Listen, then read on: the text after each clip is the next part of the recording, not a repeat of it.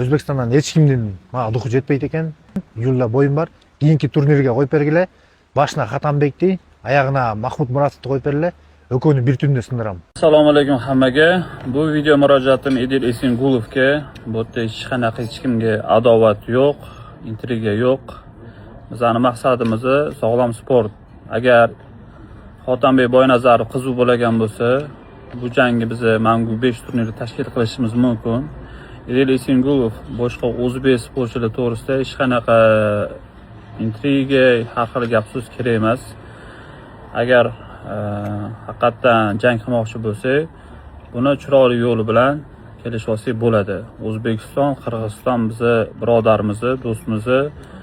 Bu hech kim bilan yana aytaman, hech qanaqa bir-biriga bo'lgan negativ e'tiroz bo'lishi mumkin emas. Buni faqatgina sportning interesi to'g'ri qabul qilishingiz kerak. Rahmat.